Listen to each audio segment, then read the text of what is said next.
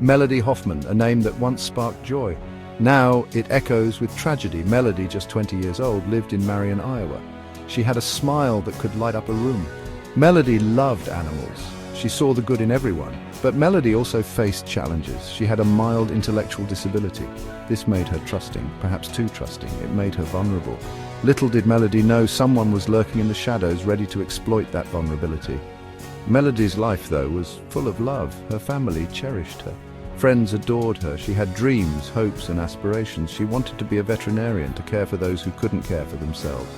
She volunteered at the local animal shelter, her heart overflowing with compassion, but fate, it seemed, had other plans. Melody's story is a stark reminder that darkness can lurk even in the brightest corners, that evil can wear a charming smile, masking its sinister intentions. This is a story about a life cut short, a family torn apart, and a community forever scarred. February 17th, 2024, a date etched in the memories of those who loved Melody. The day her laughter was silenced. It started like any other day. Melody was excited about a new litter of puppies at the shelter. She chatted excitedly with her mother, her voice bubbling with anticipation. Around 11:30 p.m., her phone buzzed. A message, or maybe a call. Melody rushed out, saying she wouldn't be long. She never came back. As the minutes turned to hours, panic set in. Melody's mother, frantic, tried her daughter's phone. It went straight to voicemail. Desperation clawed at her throat. She opened the Life 360 app on her phone, her heart pounding with each passing second. The app showed Melody's phone moving, a beacon of hope in the growing darkness. It stopped at an apartment complex. Then, silence. At 3:13 a.m., the app pinged again. This time it wasn't movement. It was a crash. The agonizing wait began. Every ring of the doorbell, every passing car ignited a flicker of hope, only to be extinguished by the crushing reality of Melody's absence. The hours crawled by, each one an eternity. Then the knock came, the police, their faces grim, their words confirming every parent's worst nightmare. Melody was gone.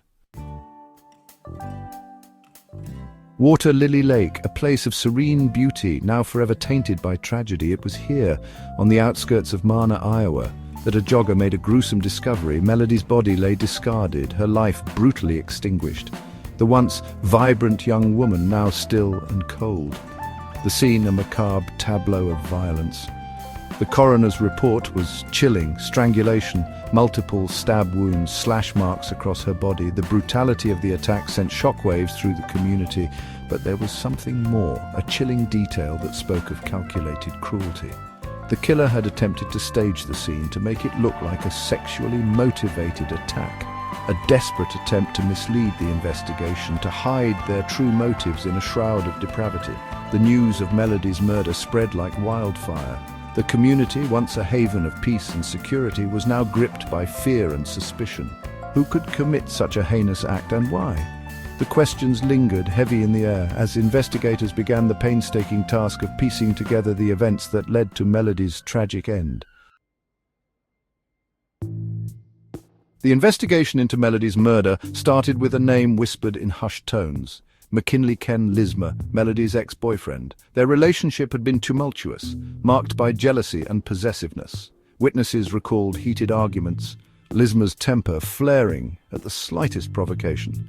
He was controlling, they said, threatened by Melody's independent spirit. Police discovered that Lismer's car had been in the vicinity of the apartment complex where Melody's phone last pinged. Security footage showed his car speeding away from the area around the time of her disappearance. More damningly, his car was also captured on a traffic camera near Water Lily Lake in the early hours of the morning.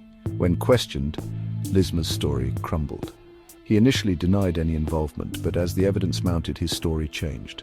He pointed fingers at others, claiming he was forced into participating in a sinister plot. Lismer's attempts to deflect blame rang hollow. The evidence against him was too strong to ignore. His car, a repository of incriminating evidence, the machete used in the attack, duct tape, rope and bloody clothes, all found hidden in the trunk. And then there were the messages. Texts between Lismer and Melody on the night of her disappearance, his words laced with anger and resentment.